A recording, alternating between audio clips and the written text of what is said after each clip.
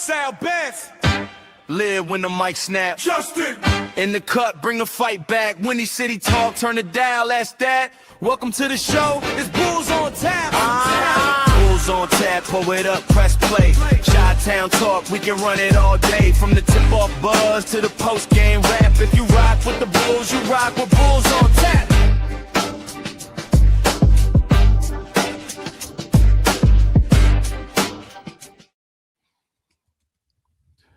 What's up, Bulls Nation? This is Bulls on Tap. I am your host, Justin, a.k.a. J Talks Hoops, joined by my co-host, Sal Bass of Horns Over Hoops. How you doing today, Sal?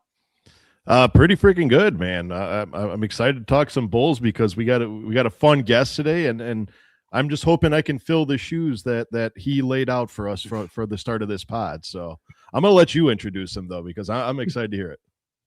Yep, as Sal said, we have a great guest on tap here. It is the On Tap legend, Mo Banks. He's currently running the Narratives Per Possession podcast.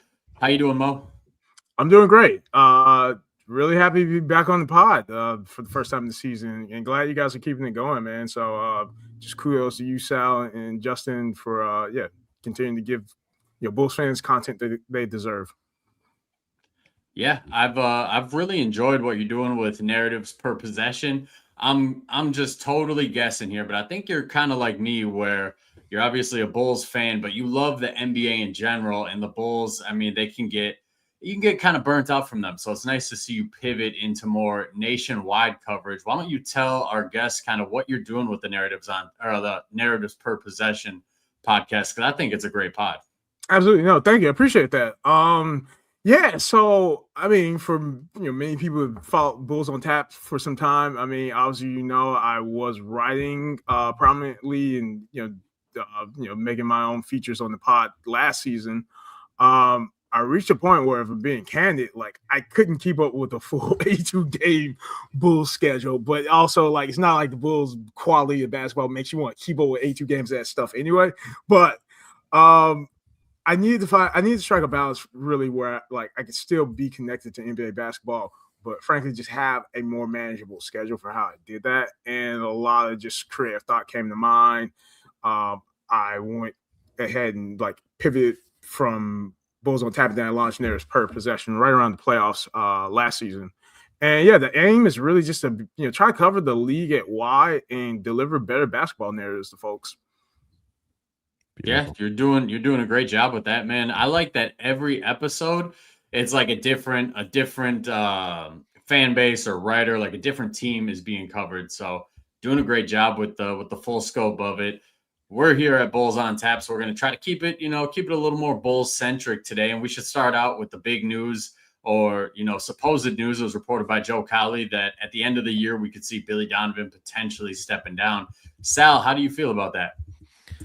I'll be honest with you. I feel like it's a silver lining to a dark season, because I know this is something that the Bulls fans have kind of come to want. This is kind of something that they've wanted since I'll be honest with you, since the beginning of last season. They were calling for Billy Donovan. So to hear that there might be a chance of him stepping down, I like that a little bit better than the front office just flat out canning him. I like it when he steps away himself instead of the man getting fired. That way it doesn't really tarnish the reputation too much, because I still have a lot of respect for Billy Donovan, man. I really do. I wanted nothing but good things for him.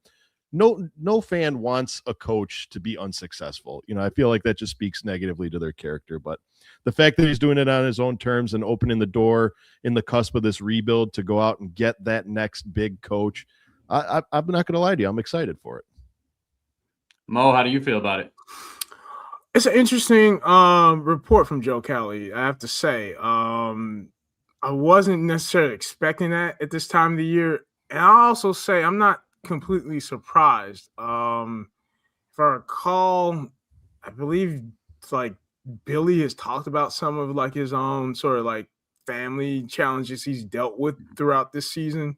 And I think that just is incredible that he's gone through the loss of family members, and he's somehow still willing himself to coach this basketball team, given the caliber of what the team can actually put on the floor night in, night out, the ceiling that it has.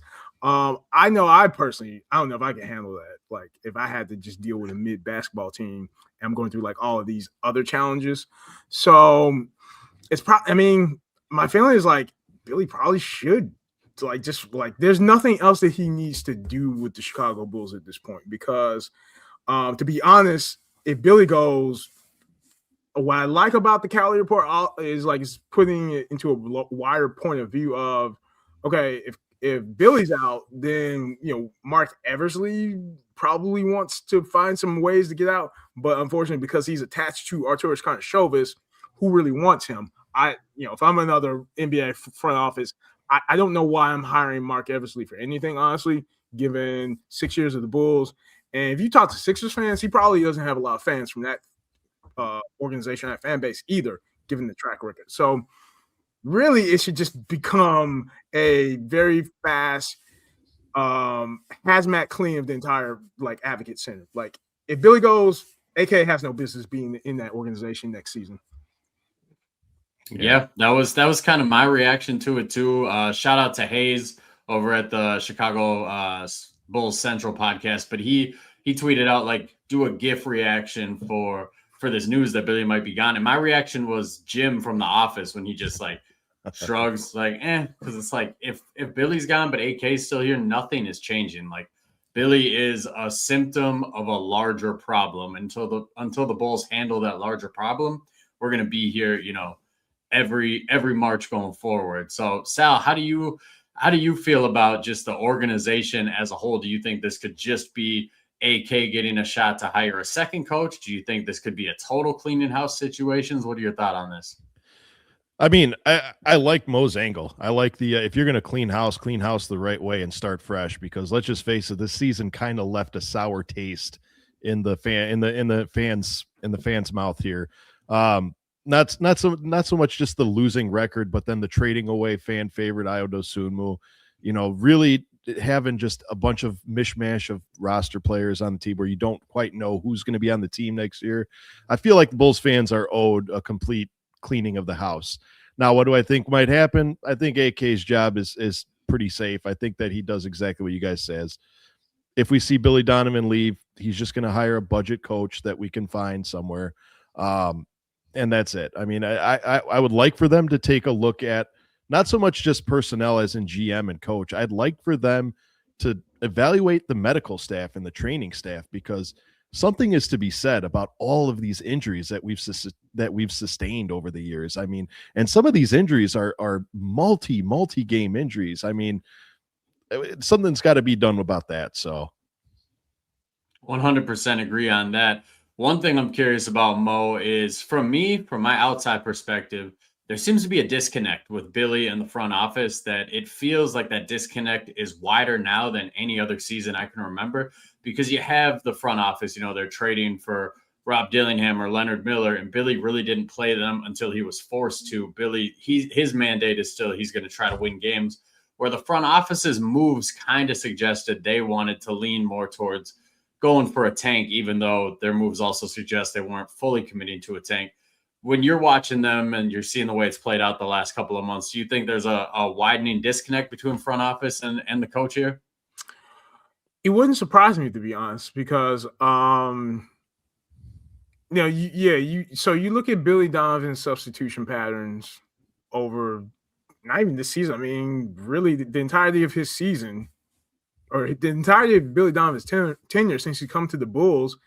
He's expected to have a quote-unquote win-now roster. I mean, you can argue to what degree that might have been with sort of the initial 35 games of, Zach, Vooch, DeMar, Alonzo Ball, and AC all on the floor.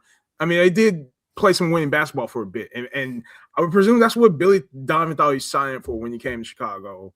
And then promptly after that, it became obvious that Arturas Karnisovas had zero plan B for Alonzo Ball disappearing for like 2.5 years. And then he just like kicked the can and literally did nothing for 3 seasons and just kind of looked at Billy and said, "Hey, Billy, you figured it out," basically. And to Billy's credit, he did. The Bulls had a zombie voodoo season where like they're a top 10 defense despite that.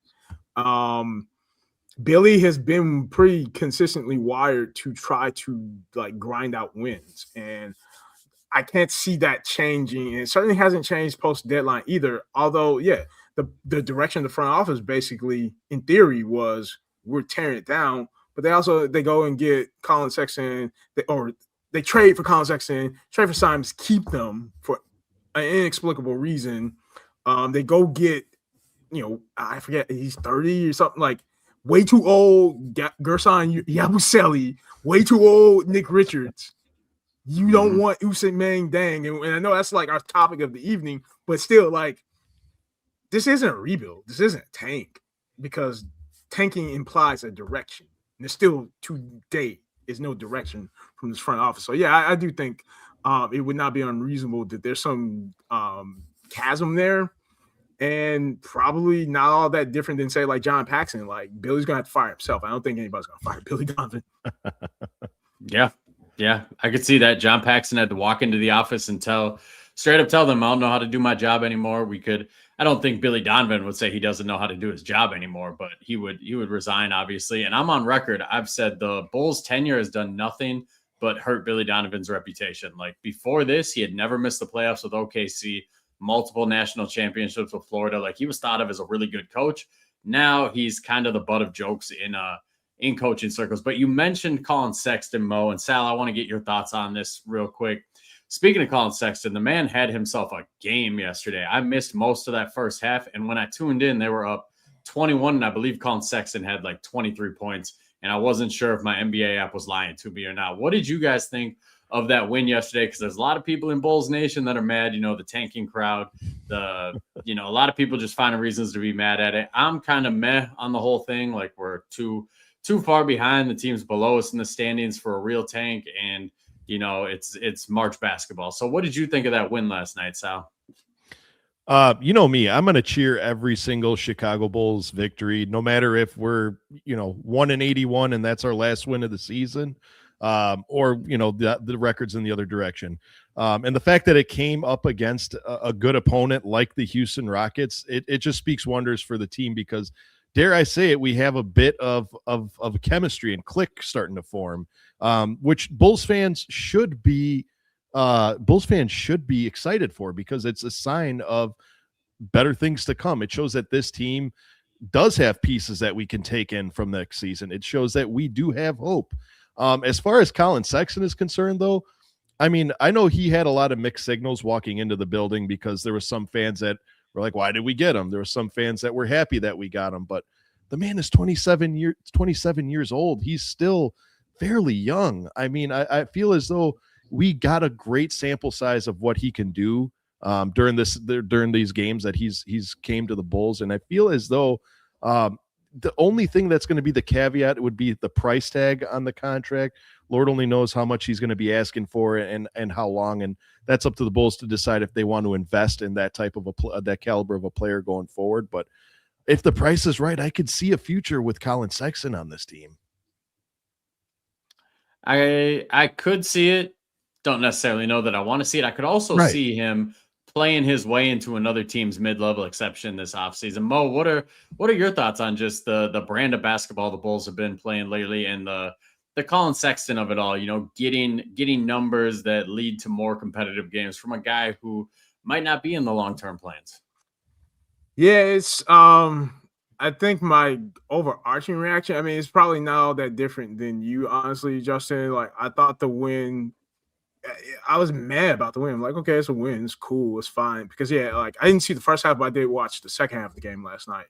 And, I'll let me also shout out another fellow Bulls on Tap alumni. Drew Stevens had a good, insightful tweet this morning about that whole situation, right? Like, I think you can say it's a win, it's fine, but it wasn't necessarily like a development win, because you had Colin Sexton really being the highest usage guy in that fourth quarter. I mean, like, him carrying that load, that's cool, but like, are the Bulls really going to make Colin Sexton like the primary guy for the foreseeable future? If they are, I think that's questionable GMing, front office decision making, to say the least. But if that's what they want to do, cool, fine, that's on them. Wouldn't be my choice.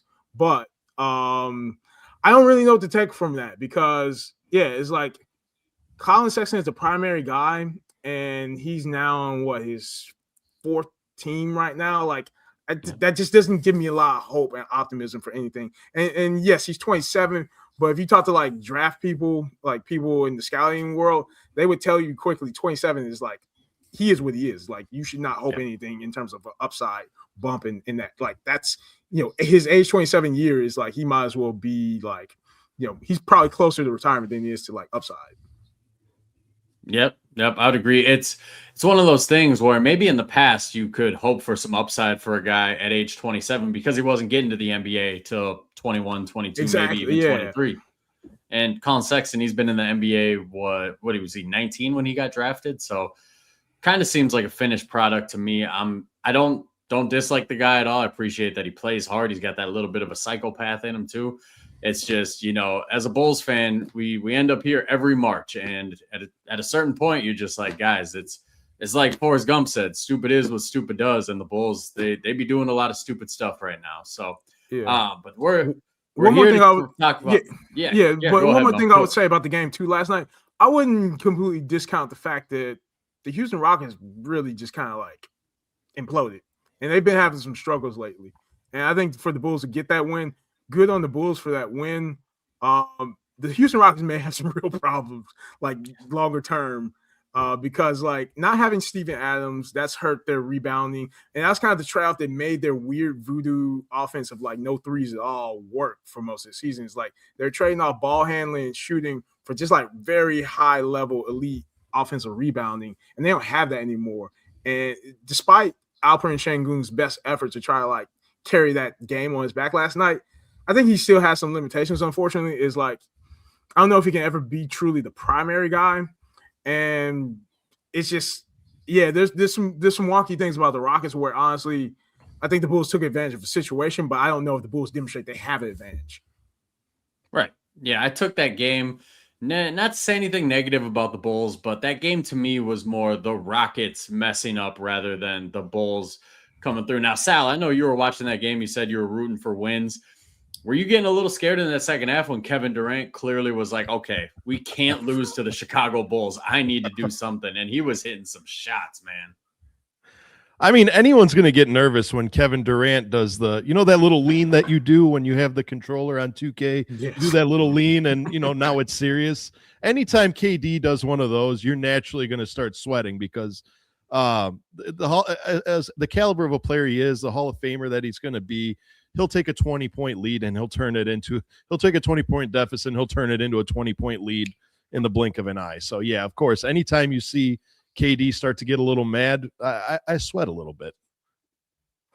As you should. He's been making people sweat for over 2 decades. Is it over 2 decades? It's coming up on 2 decades. Coming up on year 18, 19. Yeah. So Kevin Durant, man, one of the best to ever do it. But today we are here to talk about hope, talk about the future. We're here to talk about the free agent class because the Chicago Bulls, I believe they have the second most cap space in the NBA this offseason. I think the Brooklyn Nets have them beat by a couple million.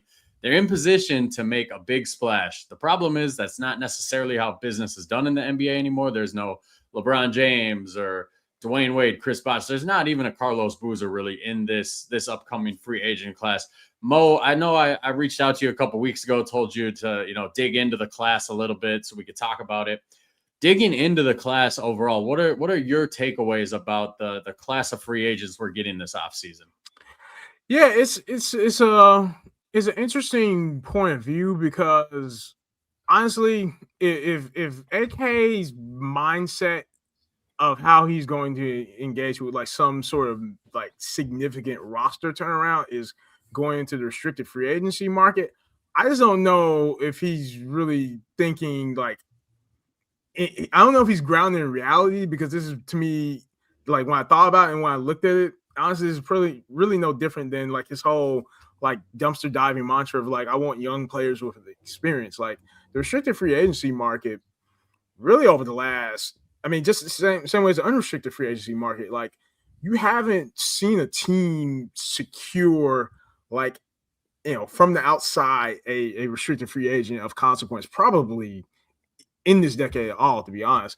I wrote a piece in the past offseason for Narrative Per Possession, kind of just summarizing what was going on with that sort of like restricted free agency saga. As Bulls fans, that we're all pretty keyed in on what was going on with Josh Giddey, but also now, like, coincidentally, funny enough, Cam Thomas, who is like maybe done in NBA altogether now. So Giddey, Cam Thomas, Quentin Grimes, right? And then the other one I'm forgetting. Kuminga.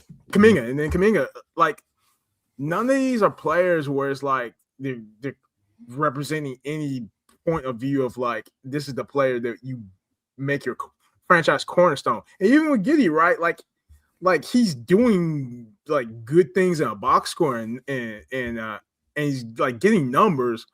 But I think we all understand that Josh Giddey is not ever going to be like the primary offensive option because that's just not his game. Like, I mean, he's best suited to be, I suppose, a facilitator if like people buy into the concept of facilitating in 2026. I don't, for the record. Like, I just don't think like if your point guard can't break down offense with the ball consistently, then they're really not a point guard.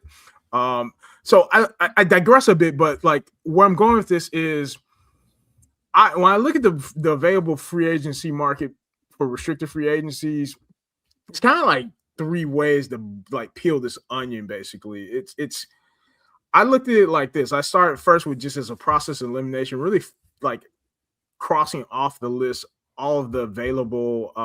And actually, what I'll say, I went to pull together the list, right? I went to I say Spotrac. Sometimes people say Spotrac, but I went to the Spotrac list of available restricted free agents right now. I'll drop it in the chat. The first thing I did, just crossing off the list, right, is like I want to eliminate all of the most unrealistic restricted free agents out there. And I view those as, players who are going to be, and maybe it won't let me drop. I'll share it one way or another, but like players who are like clearly rotational players on the current team, right? If a player's playing like 20 plus minutes per game, I just can't see a franchise letting that player walk or letting some offer sheet deter them from keeping them on their roster. And so we can just, to me, eliminate the big names that people would hope probably are available for the Bulls, right? I don't see Yegor Diamin leaving the Brooklyn Nets. That's easy money for them to lock in, and they have flexibility, and they're quite content to just let all those guards they drafted last summer, like, just either develop or not develop. Benedict Mathurin, right? Like, I would be concerned if the Bulls were able to like pry him away with some fat offer sheet. That's not something I would be into. And again, we mentioned Bulls could have had Ousmane Deng if they chose to, but obviously they chose to go a different direction. So he's probably not in the cards for the Bulls. Jalen Duren, I'm sure the Detroit Pistons will max Jalen Duren if it comes to that, right? Like, he's not going anywhere. They need him for Cade Cunningham. Cade Cunningham and Jalen Duren are absolutely like cornerstone to the Detroit Pistons' future. Like, it would be shocking if the Bulls somehow came up with a way to pry him away via restricted free agency of all things. And then, Mark Williams, Tari Eason, Clifford, Peyton Watson, Spencer Jones, also another nugget. Like, I just don't see any of these players like getting pried away because of an offer sheet. So that'd be my first thought, is like, there are guys like that where I don't see that as realistic. The second tier of like process elimination I went through also is just like, and this will go back to like the way I view, like, for example, Colin Sexton. Like, there are just some restricted free agents where they're restricted free agent in like name only. Like, we talk about, for example, Quentin Post or Pat Spencer. Like, Quentin Post is going to be 26 at some point this season. Pat Spencer's going to be 30, but they're in the restricted free agency pool. So like guys like that, I wouldn't be looking at or expecting or want on the Bulls. And then, just to round out, you can also throw in Ochai Agbaji. You can throw in Jalen Wilson. If we want to be, I guess, funny, like maybe this is finally the pathway to like Bulls fans who are still on the Giannis train. Like, you could technically sign Thanasis, I guess, to an RFA according to Spotrac. And then you got Keaton Wallace out there who's 27. Like, these are players where it's just like they don't, to me, fit the intent of what the restricted free agency with market should be for the Bulls. So that leaves me now with like who are realistic targets the Bulls could consider, and I would say these are all like at best like margin signings with the potential of an upside. Like, I'll start with like who's on the outside of the Bulls organization. I mean, there are two RFAs the Bulls can just retain. But first, I mean, probably the most obvious market option I would say for the Bulls in terms of restricted free agents, like they should do their best to see if they can make a competitive run at Walker Kessler from Utah. The question I have is it really around his availability. He struggled with being healthy. He's like, so there's some risk involved in that, right? And I think with every one of the restricted free agencies, the Bulls should realistically target. It's not going to be a perfect solution. I don't think they're going to find like superstars going through the restricted free agency market. I think they just, these are all different flavors of an upside bet or fixer up project, which again, I guess that fits into AK's whole, I want young players with experience dumpster diving thing. So, I mean, like a Walker Kessler would be one. I would recommend perhaps maybe the Bulls also look at Keshad Johnson. Let me look up. I forget what team he's on. He's on the Heat, isn't he? I believe on the Heat. Yeah, so like Keshad Johnson from the Heat, that might be another one I would recommend. And then Jameer Watkins. Okay. Those would be the top three, honestly, I would recommend the Bulls look at in terms of like viable or like realistic. Jameer Watkins, he's on the Washington Wizards right now. Players like that, and what you would get out of any one of them, I would say is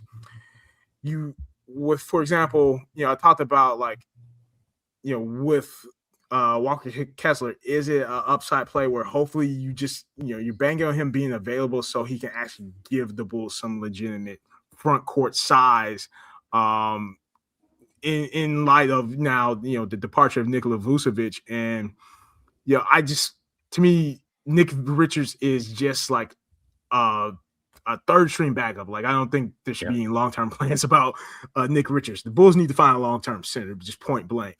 So there would be that.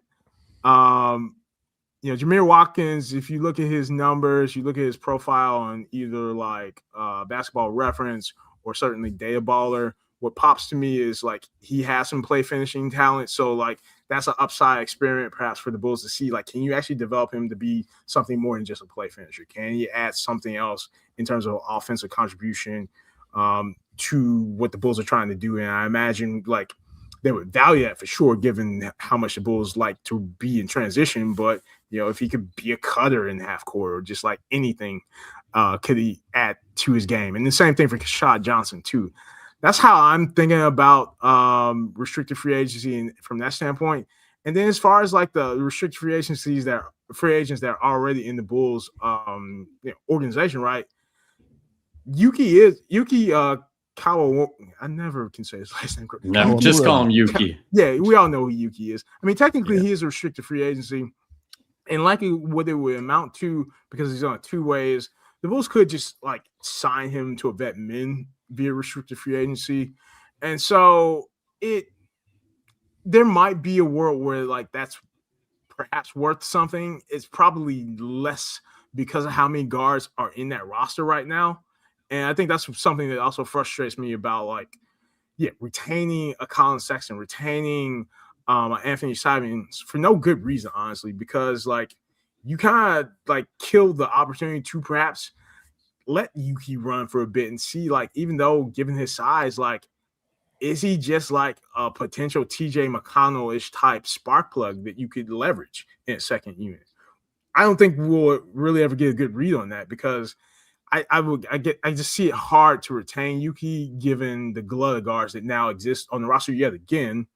And then obviously there's Jaden Ivey, and the Jaden Ivey situation is becoming weirder by the day. Like just the update yesterday about the bumping of the knees.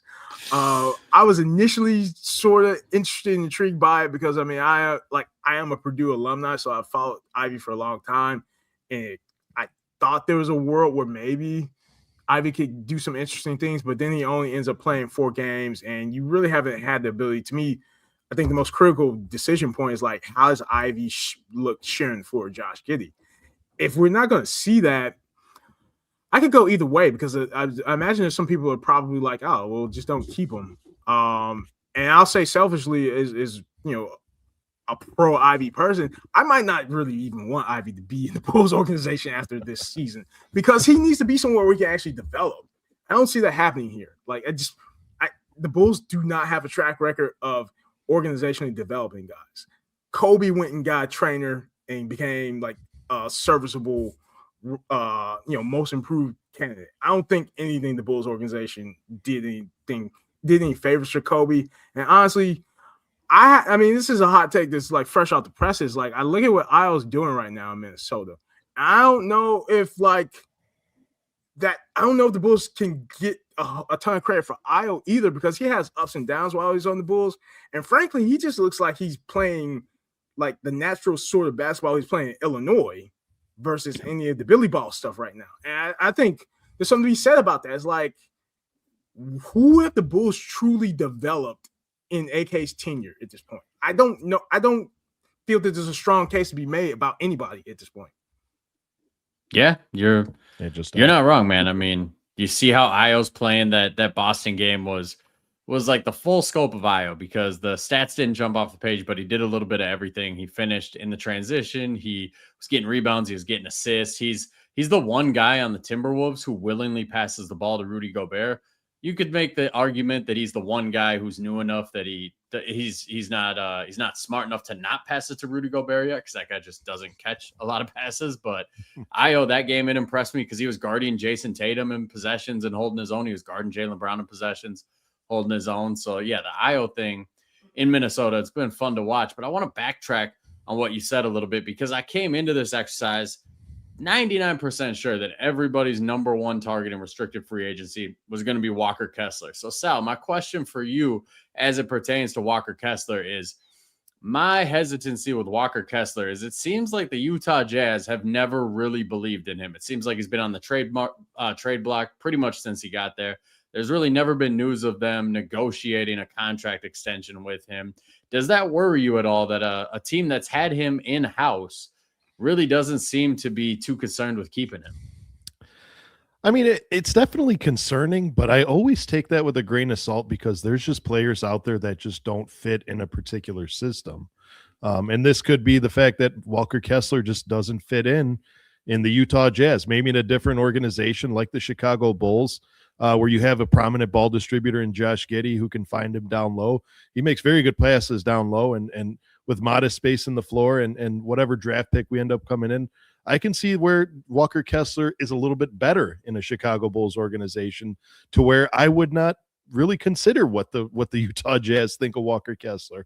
I'll say, let me make that gamble on my own. Now the question out there is, do you go all out? Do you throw the money at him just to get him? Or do you give him a realistic salary based on what you feel he deserves? Like, do you try to overpay him to kind of pull a bluff on the Utah Jazz? At the same time, they reject, and now you're stuck with another big contract. Or do you just say, hey, we'll try. We'll offer him what he's worth. If he comes here, cool. If he doesn't, he doesn't. Yeah, I mean that is one thing we should mention too. And Mo, you'll know this probably better than anybody, is if you are going to get somebody in restricted free agency, you're not getting them on a value contract. You have to overpay them. I always think of the summer the Houston Rockets signed Jeremy Lin as a restricted free agent, Omer Asik as a restricted free agent. They had to overpay both those guys. They put poison pill contracts the last year of their deal. You can't do that anymore in the NBA. They changed how that works. But when you look at Walker Kessler, Mo, what do you think his offer sheet is going to look like? Because the Hornets will have some cap space to play with this offseason. They might need a 5, although Kalkbrenner has been really good for them. The Nets, they have cap space, and nobody really knows what their long-term plan is at the 5. The Bulls obviously need him at the 5. What do you think that offer sheet is going to potentially look like? Yeah, so what's interesting about Walker Kessler, let me look up where he's drafted because it's a lot of things that come into play when you start talking about restricted free agents, like offer sheets. I mean, one is, what sort of qualifying offer will they receive? And 22nd.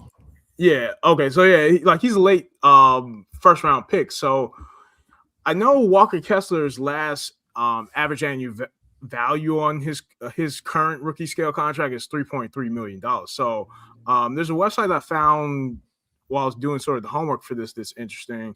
There's a website called, where is it? SalarySwish.com, and they have a qualifying offer calculator.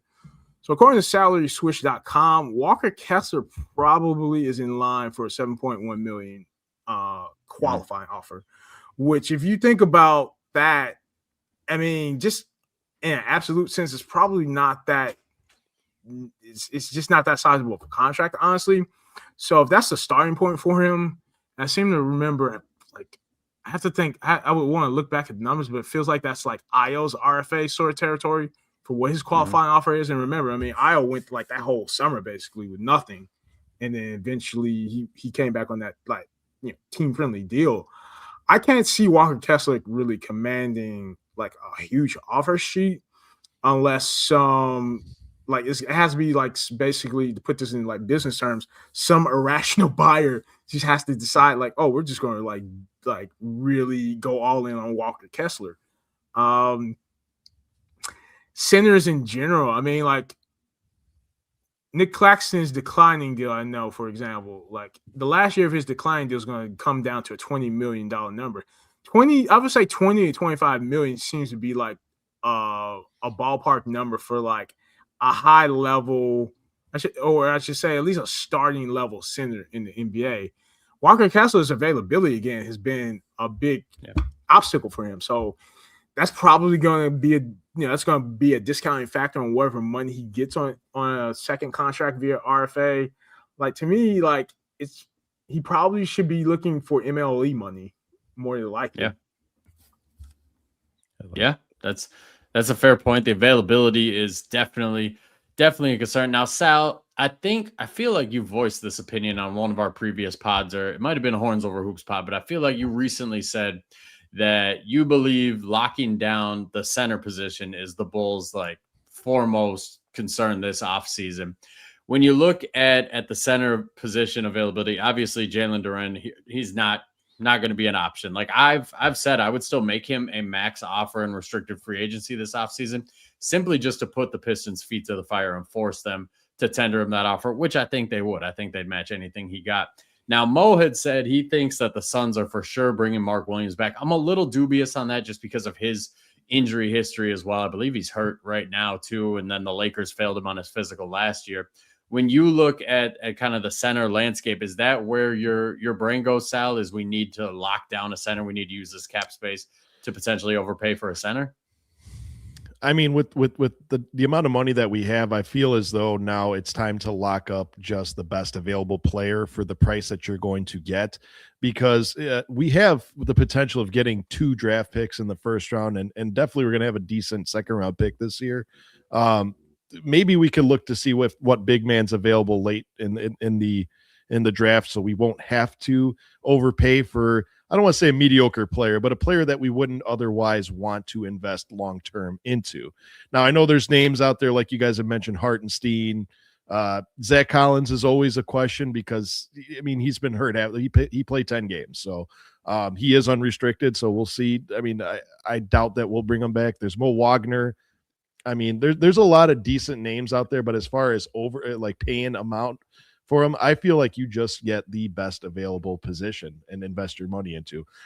That position may be a player that plays for another team, or it may just be somebody you see on the bench right now. So, yeah. Now, Mo, you mentioned with some of the guys you were naming that you just flat out, I mean, it's a good way to think, but you just think that the playoff teams are going to retain their rotation guys. So like Tari, Eason is out for you, Peyton Watson is out for you. Does the new apron change that at all for you? Because the Rockets are going to be up against it. If Tari Eason, I believe if he commands even $20 million a year in an offer sheet, they're going to struggle to match it. Same with Peyton Watson. The Nuggets, that Christian Brown contract they gave out a couple off seasons ago kind of has them up against the apron right now. Do you think there's a scenario even outside of the Bulls where maybe a Charlotte or a Brooklyn could pry one of those guys away by overpaying them a little bit? Yeah, it would have to be like such a egregious, aggressive offer sheet to make something like that happen, because I think it's, especially with those two teams in particular, the Denver Nuggets and the Houston Rockets, I think like the calculus I have for both of them is that they may be on shaky footing going into the playoffs, to be honest. Like the Rockets, like we just saw them basically like not have enough gas to take out the Bulls, like the supposedly tanking Bulls. And then the Rockets have just been really the Denver Nuggets, they've just been really inconsistent like this post deadline. And you could say like that shouldn't matter all that much because some of that is March basketball, but at the same time, they came into this season with some real high stakes going, in the offseason to go do that trade to acquire Cam Johnson and ship out Michael Porter Jr. It just has not worked for them this season. Perhaps maybe like there is like just like the same way Pacers need that offseason to get Siakam really like locked in with the whole rest of the roster, and then they go make the finals run. Maybe like this isn't the season for them, but next season is. But I would say like that possibility of like, it to me, if the Nuggets really don't do much noise, like they don't make a lot of noise in the playoffs, I just can't see them wanting to like let somebody young like Peyton Watson go, because they may have to make some real hard decisions about like this current state of the roster. I mean, that like it just feels like it was like maybe like years ago, but this was only like about a year ago. They did the cleaning house that the Bulls sorely need to do. They got rid of their front office. They fired the coach. They just said, everybody get out. I'm done with you. And it seemed like madness, but I mean, they made a good playoff run out of it. I think, I would be surprised if Peyton Watson walks, or I would be surprised if they trade him for anything that's like viewed as perhaps a substandard offer. Because I don't know, like it not only is it like an offer sheet for Peyton Watson, I think that surely would amount to some sort of sign and trade scenario to get him out of like Denver. And like, what are the Bulls going to offer? Like, I don't see the Bulls saying, "Oh yeah, you can have Peyton Watson. Give me Anthony Simons and Colin Sexton." Like, that's what Jokic needs. We've been missing some of that. Well, correct me if I'm wrong, but in a sign and trade scenario, the Bulls, since they have cap space, they could potentially just in the sign and trade not give Denver any salary back, but just give them draft picks and a trade exception, couldn't they? Yeah, certainly they could do that. But again, like you have to look at like, I mean, everything with the Denver Nuggets, right? Their return needs to be somebody that's like getting them to the NBA Finals. Like they don't care about picks at all, I'm sure right now. Like, so it's got to be like an impact player like ready to go now, which is why they likely did the Cam Johnson for Porter deal, because they thought Porter was perhaps washed or something. But then it's like, it's kind of funny when you see like, and I think like this season in particular, I think this is the season where like context for individual players, like I think we all as basketball fans should like start to have an appreciation for what different context does for a player, because Michael Porter Jr. as the third option is a whole lot different than like Michael Porter Jr. as a primary option, albeit on a bad team, but still like for all that usage he was getting before the trade deadline, I mean, I made a very clear case that like the Pistons need to go get him. And I think they may regret actually not going to get somebody like him. Maybe it's like because, Brooklyn, like whatever the price tag would have been on first round picks or something like that. Maybe that's not up their alley. I get that. But windows are fickle in the NBA now. It's not like it used to be 20 years ago where it's like, oh, the best team is going to be the best team for like a good 4 or 5 year run. Like it can come and go like that.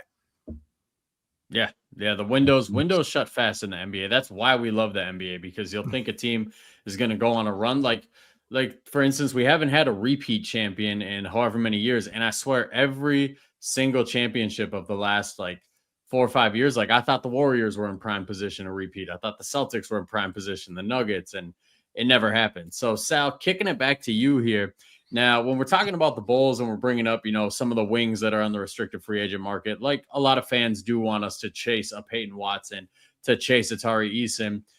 Those guys are forwards. We do have a little bit of a forward situation already, because obviously we got Modest Buzelis. We're hoping that Noah Essengay is an impact player next year. At the very least, he should be in the Bulls' plans to play at least 20 minutes a game, I would say. And we've had the emergence of Leonard Miller. So when you look at those three options already, how do you feel about, whether it's Peyton Watson or Tari Eason or maybe a different free agent. How do you feel about the wing position and what the Bulls should do this offseason? Well, as far as filling a position on the wing, I feel like you need to start plugging and playing better players that can fit in the system of a Josh Giddey, and while allowing Modest Buzelis to take his rightful place as the head of the team as they want him to. So a great supplemental player, not necessarily a standout player, but like a supplemental player would do just fine. I know we mentioned Leonard Miller. I know a lot of fans are very happy about Leonard Miller right now, but I believe I must stress that, Leonard Miller, it may be good, but I believe on this, he's a 7 and 8 guy. He's not going to be your answer. He's not going to be your starter. He's going to be your 7 and 8 guy. He's going to come in. He's going to play good quality minutes. He's going to play some solid minutes. He's going to give those guys ahead of him a breather, but I cannot stress enough that's not going to be the guy that we look forward to in the future. Like we've been beating a dead horse now. The market is just kind of dry. Like there's really not many good wings out there that we can really sign. So finding just a good supplemental player. I mean, the only one standing out right now is Rui Hachimura, 28 years old, but providing what he does, because the Lakers are doing really well right now. If they push for a title, he's not going to come cheap. So no. To make short of a long story, just finding a good supplemental player that'll allow the players that you already have to grow would be a little bit better than trying to push for a standout player and try to rebuild the system around him. But again, I got to reiterate, we mentioned at the beginning of this show, we may be staring down the barrel of a potential coaching change. So is this the system that's going to be played next season with a different coach? That changes the dynamic altogether. Absolutely. Kicking it back to you, Mo. We talked about Jaden Ivey just briefly here, but he is the Bulls' restricted free agent. I would assume that he's going to come back next year on the qualifying offer, because I can't really see a team giving him a big offer sheet this offseason.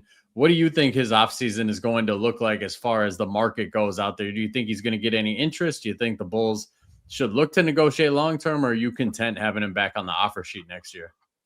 Yeah, I think offer sheet would be fine. Going back to that website I mentioned, Swish, SalarySwish.com, right? So they're calculating Jaden Ivey's qualifying offer to be likely at $8.8 million qualifying offer. So if you get him on the qualifying offer, I think that's fine.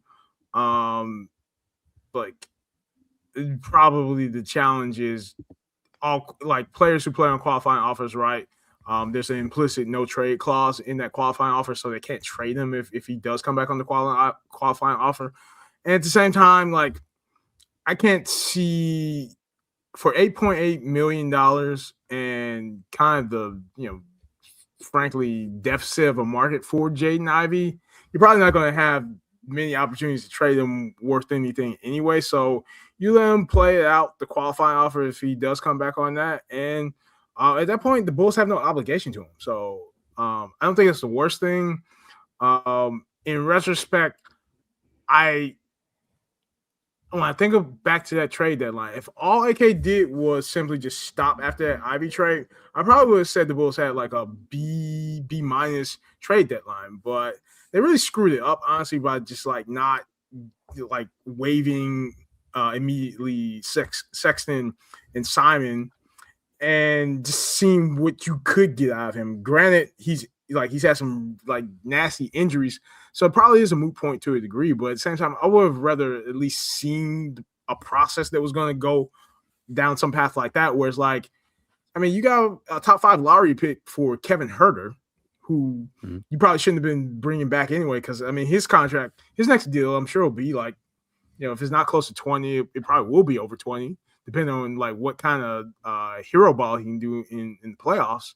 So it was a rare opportunity, I think, for AK to actually win a margin opportunity. But the opportunity is kind of like, one part, he didn't really value that opportunity enough. And then also it's just, injury misfortune is also sort of taking away that opportunity. Yeah, the injury misfortune with Ivy, I mean, people got mad when it was first announced, and I said, oh, he's not going to play the rest of the year. And I was saying it slightly tongue-in-cheek. I was saying, knowing the Bulls, medical staff, we're not going to see him again this year.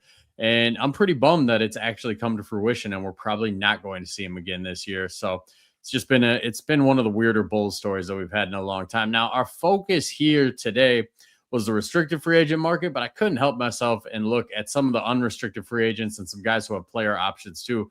So, Sal, I know we talked a little bit about the 5. There are 3 intriguing 5s who are available for the Bulls, and these guys, they fit into the role of, if the Bulls are trying to get back to the play-in next year, this would be good signings for them, because these are guys who they would raise their floor a little bit.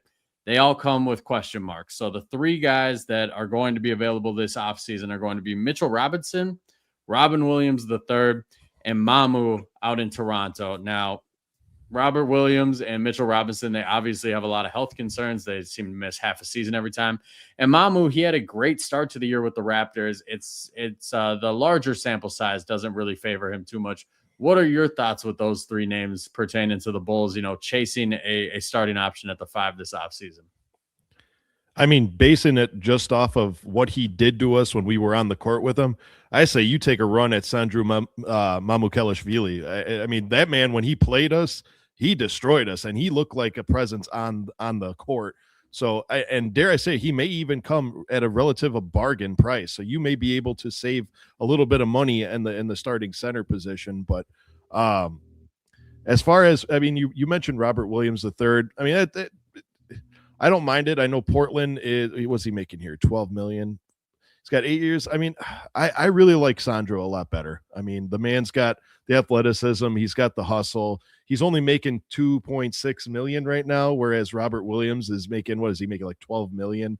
I feel like Sandro would be a better player to build off of. Like I said, it seems to me that the direction of this franchise is to go young and build from the ground up. So, and at the end of the day, I'm really hoping that we don't try to push for a play. And I'm really hoping that when we make these moves with the intent to make a postseason berth. You know, I mean, I feel like if we just pick players to get back in the play-in, we're really no better than we were this year.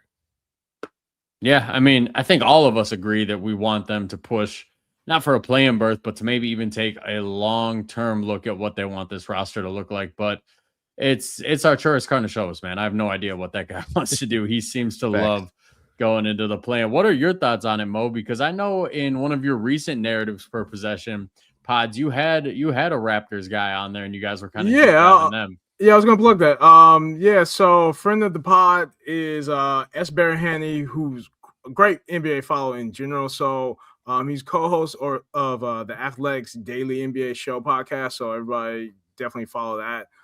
So I've had him on the pod twice, and the most recent, I think it was maybe like a week or two before the trade deadline. Is like it was either right before or after. I can't remember it specifically, but had S on, and we talked about Mamu at length. Actually, no, I know it was after the trade deadline, because reason being, so I'm solidly in the Mamu fan club now, and it's like a weird kind of story how I even got to know him this year, because I haven't watched a ton of Raptors games.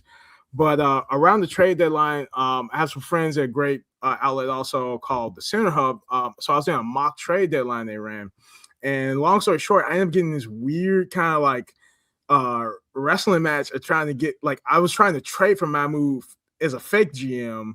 And the reason why is like the whole process I had for like figuring out who I was going to go after, like I can't actually scout people like you would a real GM. So, I mean, it was pretty much all just like analytics homework I did. But Mamu's numbers, at least at that time, and I'm going back to like where he is today. His advanced numbers just popped off the screen to me. I mean, if you go to Data Baller now, he is plus 5.5% as a spacer, plus 9.8%. These are both relative true shooting numbers. Like, he creates a tremendous amount of impact, and we saw it when the Raptors played against the Bulls. Like, perfect spot up shooter. I like the playmaking he has from the perimeter as well. Like, those are things that I thought were like, yes, sign me up for that. Like, I'm solidly in the Mamu fan club. I think I would love to see him sharing the front court with Modest, right? Like, what I like about Mamu is that he's versatile as a 5 or 4, to where like Mas really could just comfortably be a 3, and we're not trying to like in my opinion, overextend him into playing more like, as a quote unquote big. I don't view Miles as a big yet. He can evolve into that or develop into that at some point, but he's not there yet. And I kind of view it like the same way Giannis, if you look back at Giannis's development history, those first 3 years, like he was rotating through the entire backcourt before he finally got to being a 4/5. I think if Miles is going to truly be a big, it's going to have to be something like that, where it's like Miles should really like continue to work on his ball handling, continue to work on his perimeter game, continue to like work on being a player who can like consistently attack off the dribble downhill and his handles tight, and you're not worried about him turning the ball over. Like I want to see him doing more of that. So like having a Mamu would be great because like he gives you like legitimate size, versatile size also that could like certainly create space for Modest. Potentially is like an outlet for catch and shoot, or screen from Modest. There's a lot of interesting things the Bulls could really unlock with a Mamu on the roster. And I just like compared to Robert Williams III, I mean, it's just age, availability. I don't think he is anything close to like what he was like when the Celtics went to the finals with him. And then the other one you mentioned, Mitchell Robinson. Yeah, so Mitchell Robinson. I mean, I live in New York City, so I mean, I know enough about Mitchell Robinson. He himself has some pretty like pronounced availability issues at this point. I just don't know if the juice is worth the squeeze at this point. Like for whatever amount of money you have to pay him, which is probably too much at this point. Again, given his availability, certainly you like the offensive rebounding, but that's kind of like a niche thing. Like if the Bulls were like a top 4 seed and they're really trying to get over a hump, I would say, yeah, actually they should look at Mitchell Robinson, but not for where this team is right now. It's the wrong context. So the last name I want to bring to you guys, and I'm going to start with you on this one, Sal. It's a name that he's been in Bulls rumors for, it seems like, years now. I've been pretty anti bringing him in, but he does have a player option this year that he's 100% going to decline because he has been chasing a bigger contract for a few years now. And that is Jonathan Kuminga. He has a player option with the Hawks. He's going to decline that. He's going to hit the open market. A lot of Bulls fans have wanted him in Chicago for a couple of years now. How do you feel about it, Sal? I'll be honest with you. The name I thought you were going to say was John Collins. I heard John.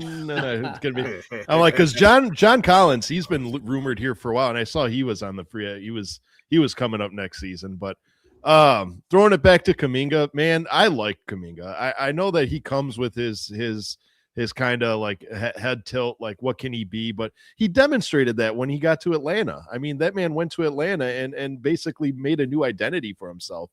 Where I do think it's a huge gamble because players like that just strike me as somebody who kind of want to be in the spotlight, I don't want to say the attention, but needs,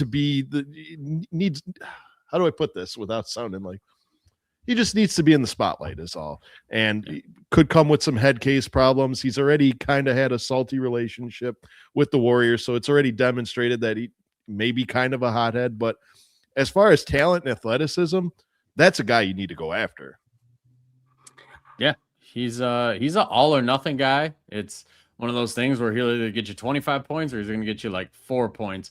What are your thoughts, Mo? Have you got to watch him on the Hawks much this year? I've tuned into a lot of Hawks because I like watching Jalen Johnson play basketball, but there's been games he's blown me away, and then there's games where I'm like, I see why Steve Kerr refused to play you.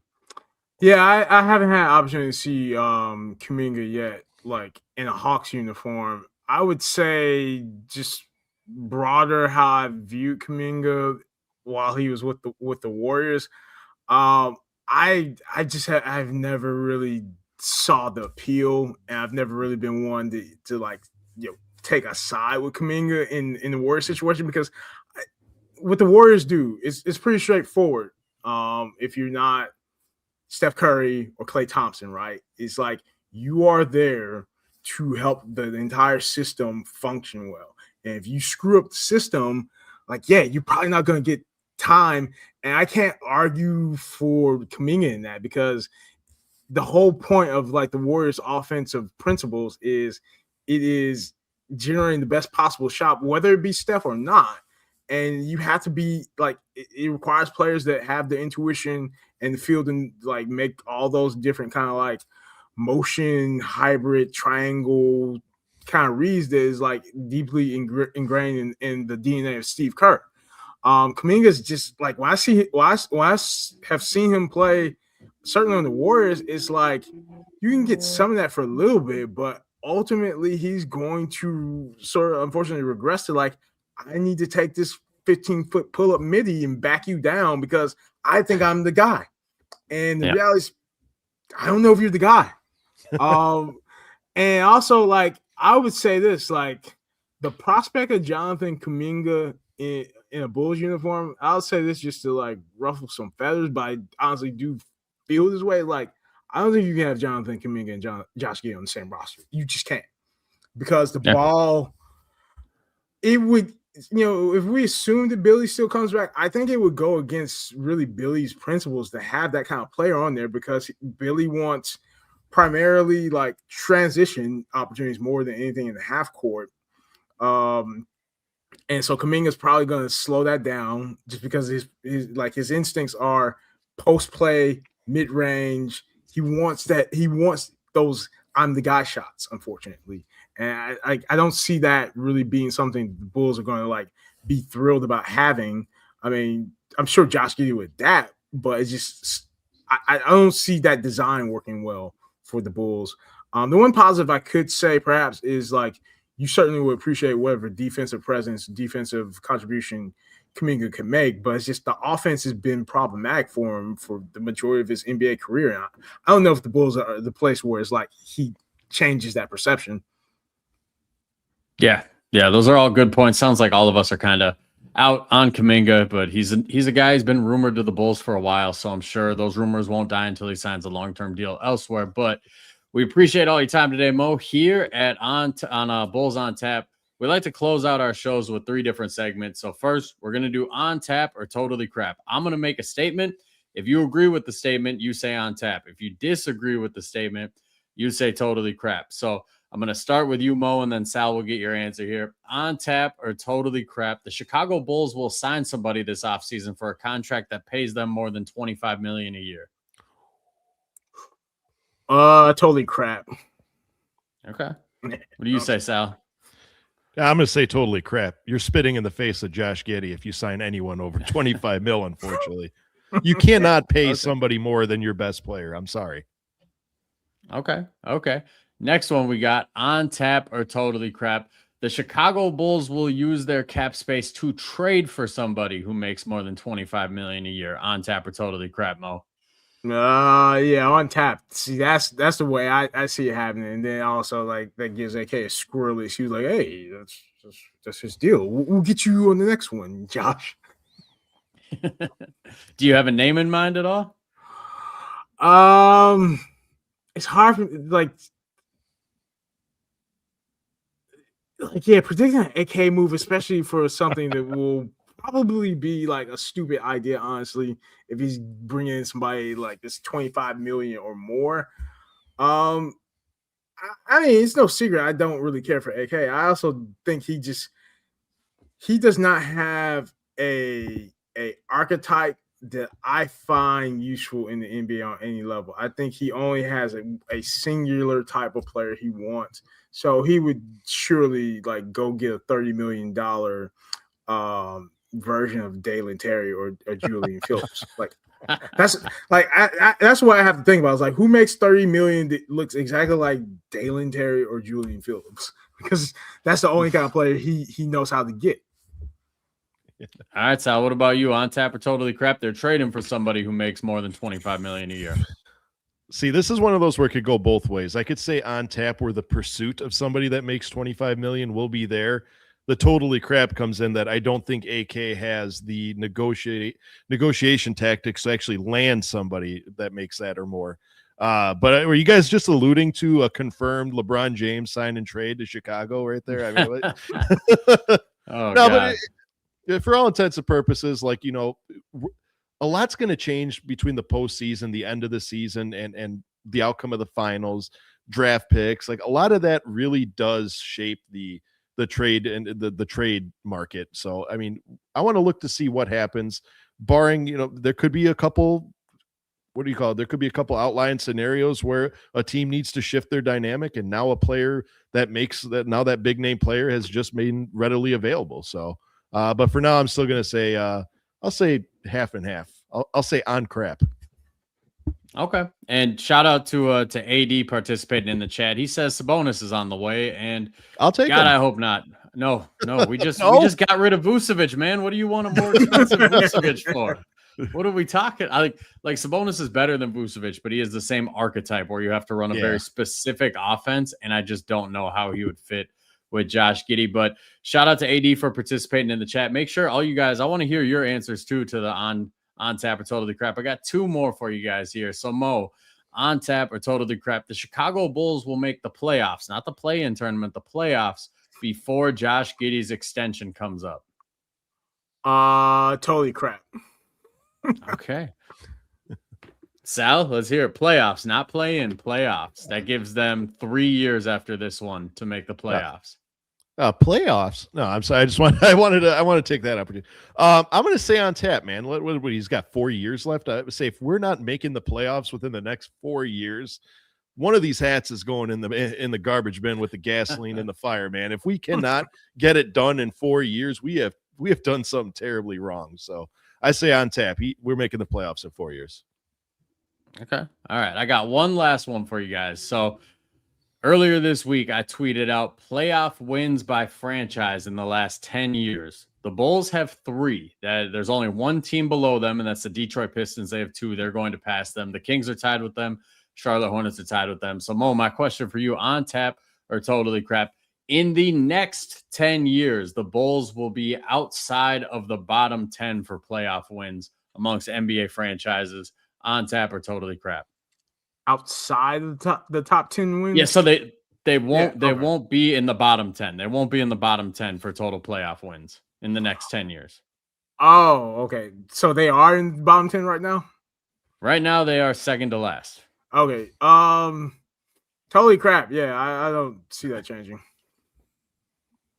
Sal? I'm going to side with Mr. Mo here. I'm going to say that's on tap. That's kind of, well, unless we really start dominating, that's kind of an insurmountable feat right there. Can either of you guys guess who was number 1 for most playoff wins in the last 10 years? It took me a little bit by surprise because I thought there was an obvious answer.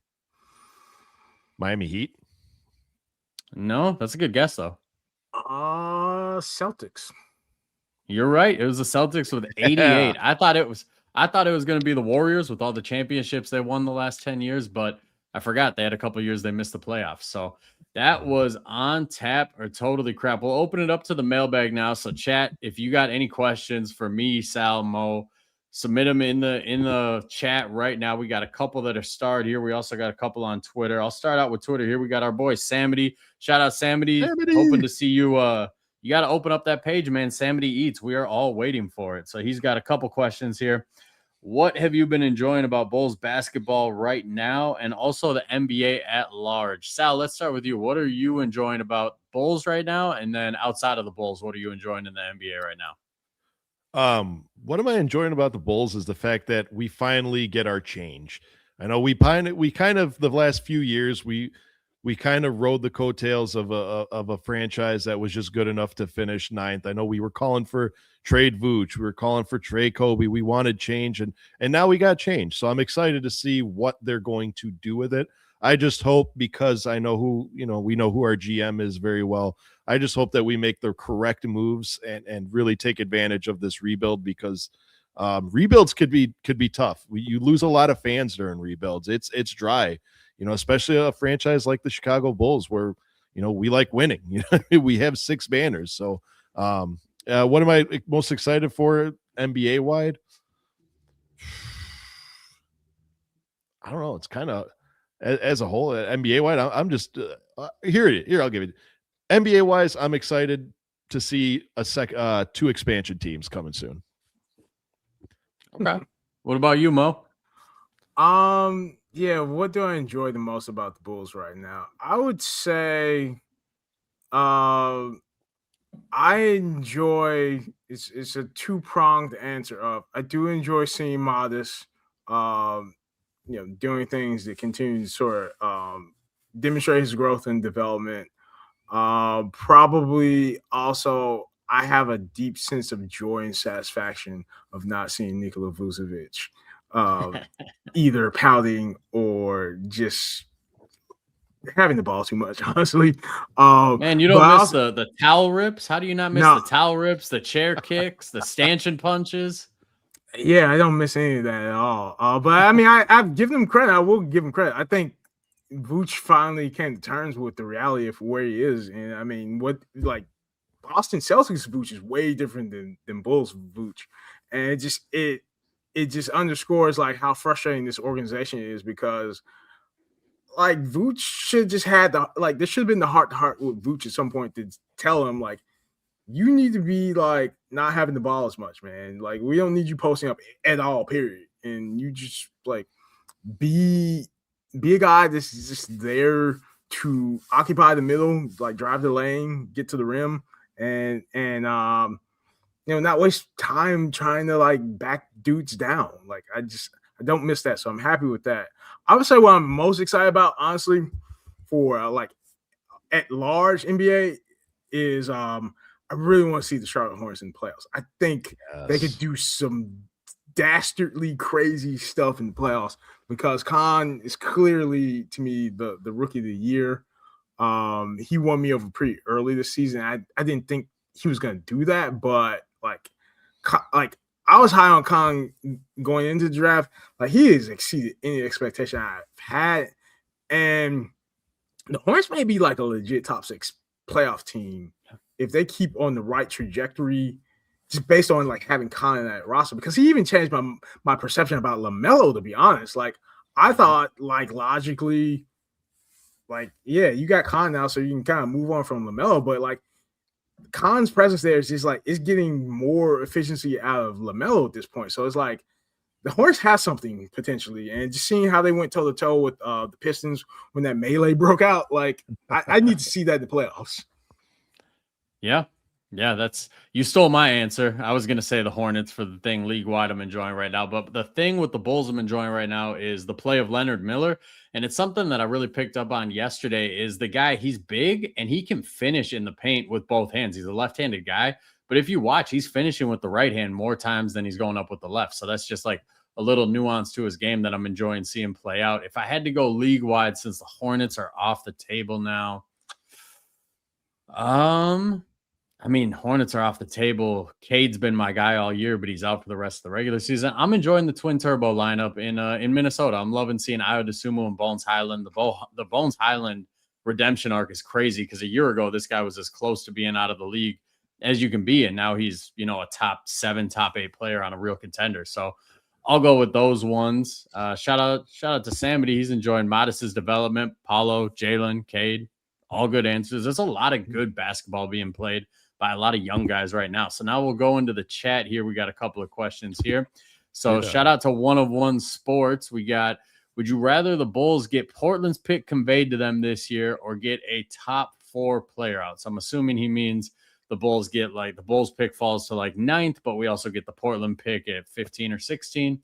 Or would you just rather have a top 4 pick? Mo, where do you lean on this? I think unquestionably I would rather have the top 4 pick, because that Portland pick, it's lottery protected, so it would be 15th at the highest, I believe. Yep. What about you, Sal? Man, I'm greedy. I want picks now, man. I want picks now. You know what? Where I would say saving it is probably a better option, because, you know, you get one player now, see what your roster looks like, and that way you can draft the player accordingly depending on what your needs are, and it'll allow you to fill that hole. But on the other side of the coin, I like players, man. I like getting new players. So I say give it to me now.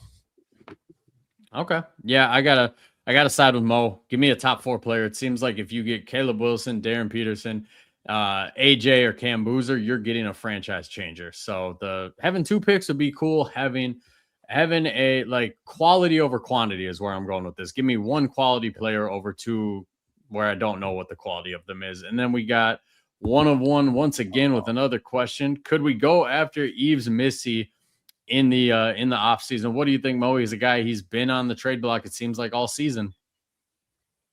That's not a name I have honestly even thought of as like something I would want to consider. I mean, I suppose anything's possible in that sense. could the Bulls go after him? I'm sure they could. Would I want them to? I don't feel confident about that one. Because if I remember correctly, like he's pretty much been struggling like for the duration of his whole like NBA career at this point. So I think the Bulls have done way too much of the dumpster diving for young players' experience, and it's like you can only get so far doing that kind of like TJ Maxx shopping. At some point, you need to spend some money in a real store. That's just how I feel. I mean, no diss to TJ Maxx in case like one day you guys get TJ Maxx as a sponsor, but I mean, like the people that go to TJ Maxx for like food. Yeah. Yeah. They got some interesting coffee, man. That bag coffee. They got some interesting coffee. The syrups, they got some great syrup flavors. Oh, man. I just bought a Dubai chocolate syrup for my coffee. TJ Maxx, man. Where do you actually get your fruits and vegetables from, Sal? Where do I get? Oh, man, I don't you even can't know. Just eat. You can't survive on Dubai chocolate and like vast amounts of coffee syrup. And I'm Italian. I beg to differ. What do I? Where do you land on Eve Messi, Sal? Eve Messi. Could we go after him? Sure. I mean, this roster's a Rubik's cube of we don't know exactly where we're going in life. If Eve's Messi happens to be a phone call that falls in our lap for the right price, and I mean the right price, not an acceptable like a cheap. Sure, why not go after him? I mean, young guy, athletic, fits the mold of what we need. Is that the guy that I want? No, but could we go after him? Sure, on tap. Yeah, he's been on the trade block. I thought he had a decent rookie season last year, and then Derek Queen made him totally expendable this year. So if the Bulls can get him for a couple of second-round picks, keep in mind he's a former lottery pick, that's good business. I wouldn't be mad at that. Shout out to Samity. I forgot the second part of your question. I was waiting that for you it. asked on Twitter, bro. My bad. So favorite type of pizza or topping / pizza, he likes mushroom or margarita. You eat a straight up mushroom pizza, Samity? I've never heard that in my life. Just mushroom cheese, that's it. But where do you guys go? I'm give me all the toppings, guys. Anything but pineapple, I'm good with. I forgot. No, we had that. We had that debate, and I remember that now, Justin. Because I have a very strong dislike for Supreme Pizza. I do consider that an abomination against pizza. I hate that. I'm sorry. I can't get behind Supreme Pizza on any level. But I would say, to actually answer Sammy's question, especially since I have Sal on and I have to talk Chicago pizza. Like my preferred pizza always has been thin crust sausage and pepperoni. It's a good one. Man, let me see here. Well, here let me blow your guys' mind. Samity said mushroom and cheese. I actually made a 7 mushroom pizza one time. So fun fact about me, my dad used to own a pizza place and I worked there for like 20 years before it. That was actually my first job until he sold it. And the most fun part about the job was just making whatever you want. So me and my buddy, we hit up local Asian marketplace and we purchased every single mushroom that they had on the shelf. Ooh. And we made 7 of them. So it was a 7 mushroom pizza. And oddly enough, it was fantastic. I loved it. It was delicious. But my favorite style, believe it or not, nothing beats. I'm from, obviously, you guys know I'm from Chicago. There's a little suburb outside of Chicago. It's called Addison, and there's an incredible Napolitano style pizza there, and it's called Elio's Pizza on Fire. I'm very fortunate to say he's a family friend, and because I'm Italian and we've come from overseas, like Elio's Pizza on Fire is the closest you'll ever get to the true authentic pizza. And that's what I love that's the pizza I love, is that wood burning, reminds you of home. That's the stuff that hits the spot. So, and honestly, give it to me with the fresh mozzarella, and then you get a little prosciutto on there. That's perfect. There was way too much Italian twang in there. I apologize. Hey man, you're making me hungry. You're reminding me that if you guys ever make it to the Twin Cities, not that we're known for pizza or anything, but there's a little spot just south of Minneapolis. I believe it's actually considered South Minneapolis. The suburbs and everything get kind of convoluted around here, but Fat Lorenzo's, I'm telling you guys, Fat Lorenzo's, if you're looking for a good slice, that's the place to go. That's if you ever make it up to the Twin Cities here. So I think that's all the mailbag questions. So we close out with a little segment we call Random Bull of the Day. I'm going to give you a random Chicago Bull. You guys are going to tell me what you remember about him. Now, I've been on a March Madness kick lately. Obviously, it's the tournament time. I've been watching a lot of Duke basketball, so we got another Dookie here. The guy I'm thinking of, he is a one-time All-American, one-time NCAA champion, and 3-time All-ACC. Your Random Bull of the Day is Mike Dunleavy Jr. Sal, what do you remember about Mike Dunleavy Jr.? I just remember him being like, he was the guy that came in after Kyle Korver. Like after we got rid of Kyle Korver, we brought him into like, we got basically Kyle Korver.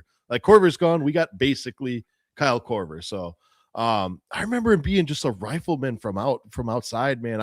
I loved Mike Dunleavy's game, and I remember following him since he was in his Milwaukee days. And when we got him, I'm like, wow, that's good. It's a plug and play where he's not going to be the rifleman that was Kyle Korver, the hot sauce guy. He was still lights out from that three. And I remember him being a big part of that Pau Gasol team, that 2015, 2016 team. So, man, good one. Yeah. I was probably Mo, what do you remember? Yeah, I'll probably say the same things. I mean, I definitely remember just like, Mike Dunleavy Jr. Just come off screens and just letting it fly from three. So like I did enjoy that. I kept up with Dunleavy Jr. pretty good when he was in college also. And I thought like he was, one of the more solid Duke guys at the 2000s, to be honest. And I suppose like the broader memory is just the deep fascination that John Paxson had with Duke University, the same way Jerry Krause had his obsession with Iowa State, that then posthumously turned Fred Hoiberg coaching the Bulls. A lot of Duke guys. Dunleavy Jr. is probably one of my more preferred Duke guys. I don't love all the Duke guys, to be honest, that the Bulls had, but it's like I feel like there probably should be like a sub-ring of honor for all the Duke University guys that have played for the Bulls at this point. Chris Duhon, Luol Deng. I mean, the list goes on and on. Oh yeah. Jabari Parker. Man, yeah. I loved Mike Dunleavy Jr. I remember fans were a little mad. They thought he was a worse version of Kyle Korver when we made that signing. And I think he'd battled a couple injuries in Indy prior to coming to Chicago. And I was telling like some of my friends, I'm like, this guy, he's going to give them more than what Kyle Korver does. Kyle Korver was a deadly off-ball shooter, but Dunleavy, he could handle the ball. He had better passing chops than people gave him credit for. He was big as hell too. He was like 6'9". He could dribble. He could do a little bit of everything. So shout out Mike Dunleavy, man. I think one of my hotter takes, because I really liked his game in college, is there's a world where Mike Dunleavy was like a Gordon Hayward type player if he would have went to the right situation. He just went to a terrible Golden State Warriors team right away, and just then he got kind of shoehorned into a 3-point specialist role. But that guy, man, you go back, watch his Duke tape. He had a lot of game. Yeah, to be honest, we talked about him already, but that's who, like, when I was watching last season's March Madness, watching Khan when he's still with Duke, that's who I was seeing in his game was very much Dunleavy Jr. because it was a lot of the same kind of things. Like, and to credit to Khan, like his development, like from going from draft to like now, like he didn't look like he was going to be like that much of a threatening athletic type shooter, but he really has leveled up as an NBA player. But he was showing some of that in Duke, very similar to Dunleavy as well, where it's just like, again, being able to come off a screen and just pull up and just let it fly. Like his shooting, that was what I was thinking of when Khan was finishing up at Duke. And so, yeah, like Khan Knippel is like, the new and improved Mike Dunleavy Jr. Like if you put Mike Dunleavy Jr. on all the PEDs in the world. Yeah, all the steroids. Well, that is Bulls on Tap today, guys. Thanks for coming through, Mo. We really, I wanted to reach out to you. I think I did, like, as soon as we kind of got this podcast going, because I appreciate your insight. You're a very analytical dude, and you take a grand scope of like the data and the league as a whole and everything. So I knew that you'd be a good guest to get on here. Take a second here, tell the people where they can find you, and plug your podcast a little bit, because I really do think you do a great job. Thank you, man. I really appreciate that. Yeah. Well, first of all, yeah, it just feels good to be back on Bulls on Tap pod after just what being a part of this brand and so many of the great people that came before me with the brand. Just being here and talking Bulls hoops. I always enjoy that. Love to come back. Yeah. So please subscribe to Nearest Per Possession on YouTube. You can follow Nearest Per Possession as well on X. We've got 2 main podcasts. So there's the Nearest Per Possession podcast where I have guests from all across the league, different teams coming in there, just talk about honest basketball. And I feel like that's something that we just need as basketball fans constantly, is like people that want to talk about real basketball in a basketball show and not just like all the sideshow stuff. So there's that. There's also another podcast I have where probably I would hope I'd probably start getting more guests back on that one. It's an X&O focused one called Coach Conversations. I've had 2 episodes, but I really have fun with that one because that one even more, it is literally just hoops. We do a little bit of talking, then we get right into it. It's film, it's breakdowns, it's cool stuff. And then I've really sort of evolved. Again, I wrote for Bulls on Tap. I'm doing more storytelling now these days through vlogs as well on Nearest Per Possession. So that's also out there on our YouTube channel. So subscribe, appreciate everybody that rocks with us on the pod and the vlogs and everything. And you can also follow me, of course, personally on X, Twitter at Mo Bankston. Hell yeah. Sal, take a second, let them know, because you guys just put out a podcast at Horns Over Hoops, I believe today, and I was catching the first 10 minutes of it. So let them know about that a little bit, because that was a good pod. Oh, thanks, man. Yeah. So we just released an episode today. It was about what we would do if we were the GMs, because I've been doing a lot of interviews as kind of like the side episodes, and no one really asked us. No one asked me, what would I do if I was a GM? So you get to hear it in this episode. And speaking of Horns Over Hoops, Mo, you had the privilege of being our first guest on Horns Over the Hoop. You were a first guest. I remember reaching out to you because it was really our first attempt at finding guests. We were always kind of shy and recluse, and I remember you had a very big presence on social media. I was a big fan of your work and your writings and your Twitter presence. You had such great posts, so I reached out to you. It was kind of I'm not, now those who know me, I'm a shy guy. I don't really reach out and talk to people. I'm always more I'm bothering them, but I was very fortunate enough to reach out to you, and you agreed to be our first guest on Horns Over Hoops, and it was such an incredible episode. I'm actually going to go back and listen to it after this because I want to see how much it's aged since then. But that will be. To make short of a long story, man, to be sitting in the spot where you had hosted before me, and it really is a beautiful thing, and I appreciate you giving us your time today to talk some basketball, because it feels like it came back full circle, and you're just a great guy, man. I appreciate you being here with us. Absolutely, yeah. I mean, you guys are doing an amazing job with the podcast. So again, I'm we said before we got started, right? I really am proud of what you guys are doing with this pod and keeping it going. Because it really has been, to me, a deep institution within, Bulls fandom, but also I think a lot of great people who've developed a content voice or even gone so far. Again, I mentioned Drew, for example. I mean, Drew covers the Bulls on the beat for the Bigs. He was a Bulls on Tap writer very much before that, and I'm always grateful for Buzz and Goose Wright. It was when they were hosting it, this was a mandatory listen for me, because I also feel like the original Bulls on Tap theme song, I used to crank that in my car, dude. I love that OG Bulls on Tap theme song. But it's just this brand in particular, it means a lot to me, because I didn't expect I would have my own opportunity to be a voice in it, but then to have that and then see great, cool people that I know are solid, legit Bulls fans, Bulls voices, you continuing this. It's just amazing to see that continue to flourish here. Absolutely. Well, I think that says it all, man. Shout out to everybody who participated in the chat. Shout out once again to Mo for coming on. And we'll be back with Bulls on Tap. Believe we got something coming maybe this weekend. We'll keep you guys in the know on that. Just pay attention to the Twitter pages. Make sure if you didn't subscribe, hit that subscribe button, like this podcast as well. It just helps us get our reach out a little bit more and reach more Bulls fans, and that's what we're all here for. So once again, thanks to everybody for participating. Bulls on Tap will be back. Sal Benz. Live when the mic snap. Justin. In the cut, bring the fight back. Windy City Talk, turn it down, that's that. Welcome to the show, it's Bulls on Tap. Bulls on Tap, pull it up, press play.